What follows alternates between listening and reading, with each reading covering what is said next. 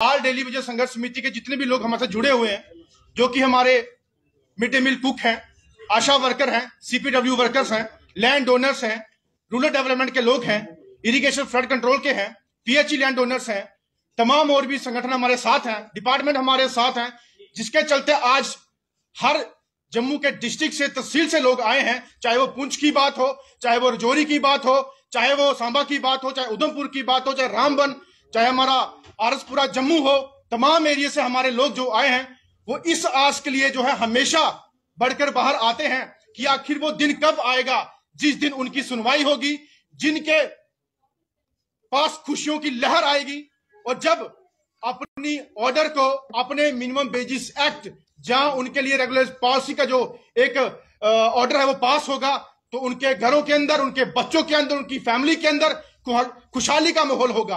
आज हमारे लोग इतने परेशान हैं।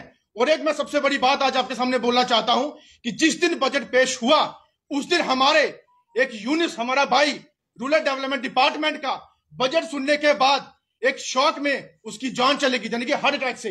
यह बहुत ही दर्दनाक निंदे है कि आखिरकार हमारे लोग इस तरह किस तरीके से अपनी जानें गंवाते रहेंगे, क्यों परेशानी का जो है सहरा अपने सर पे लेते रहेंगे। आखिरकार सरकारों ने इनको वोट की राजनीति बना के, एक एजेंडा बना के हमेशा इलेक्शन के टाइम इनको खड़ा किया जाता है। ये वही मासूम चेहरे हैं जो इलेक्शन के टाइम खड़े होकर इनको वोट डालते हैं और जब वोट डालने के बाद जब अपनी कुर्सियों पे या दफ्तरों के अंदर बैठ जाते हैं और ये कौन और वो कौन, कोई चेहरा उनको याद नहीं रहता।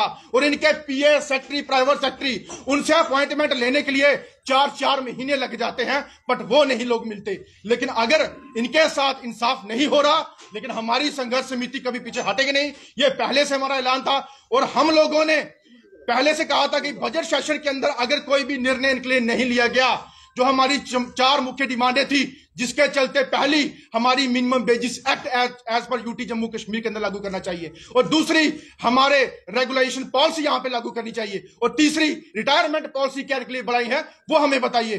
चौथी हमारी जो लैंड डोनर्स के लिए कंपनसेशन, जहां उसके बदले नौकरी, वो आपने क्या किया। ये 4 डिमांडों में से एक डिमांड भी पूरी नहीं की और सिर्फ असेंबली के अंदर ऐसी लड़ाई लड़ी जाती है जैसे कोई इनकी देवर जेठानी की आपस में लड़ाई होती है, वैसे ही अंदर तू मैं करते रहते हैं। लेकिन इन गरीबों के लिए कोई भी बात नहीं करता, सिर्फ अपने टीआरपी के लिए बात की जाती है। और धन्यवाद करता हूं तमाम मीडिया कर्मियों का जो बिना झिझक के सीएम से या सरकारों से सवाल पूछते हैं कि आखिरकार डेली बिजनेस का इंसाफ क्यों नहीं किया जाता। मैं धन्यवाद करता हूं आप सोशल मीडिया का कि ऐसे सवाल आप उनसे पूछते हैं, लेकिन शर्म उनको आनी चाहिए कि आखिरकार कब तक इनके साथ ऐसा बेइंसाफी होती रहेगी। कल पीएचई ने प्रोटेस्ट निकाला तो लाठियां, मुझे बोलो, वहां पे चलाई गई। लाठियां, डंडे वहां मारी जाती हैं जब क्रांतिकारी अपनी क्रांति के लिए आगे बढ़कर बाहर आते हैं, जहां अपने देश को आजाद करने के लिए बाहर आते हैं, तब लाठियां डंडे बरसाई जाती हैं। ये तो बेचारा अपना हक मांग रहे हैं, हक देने के लिए लाठियां खानी पड़ रही है इनको। लेकिन सरकार को आज इस चैनल के माध्यम से, तमाम लोगों के माध्यम से हमारी चेतावनी है कि 31 मार्च तक अगर आपने हमारी 4 डिमांडों को पूरा नहीं किया तो 31 मार्च के बाद ये तमाम डिस्ट्रिक्ट के जो लोग बैठे हैं, तहसील से लोग बैठे हैं, ये बच्चों के समेत रोड पे आएंगे। उसका जिम्मेवार प्रशासन होगा, उसके जिम्मेवार मौजूदा सरकार होगी, क्योंकि अब हम और चुप और नहीं सह सकते और लोगों की कुर्बानियां नहीं ले सकते जो कि पुंछ के अंदर हुआ। और पता नहीं कितने ऐसे लोग हैं जो स्ट्रेस के चलते आज प्रॉब्लम में है। एक हमारा भाई ऐसा है जिसे 4.5 कनाल जमीन दे चुका है, उसके पैसे नहीं आते। रूरल डेवलपमेंट के डिपार्टमेंट के लोग पिछले 21 साल से 1 रुपया नहीं मिला काम करते हुए। ये हालात है। आशा वर्करें हमारी दिन भर काम करती रहती है, हरजाना 2000 मिलता है, सीपीडब्ल्यू वर्कर को 600 मिलता है, और हमारी जो अपना मिड डे मील कुक है उनको 900 रुपए महीने का, वो भी साल का 2 महीने।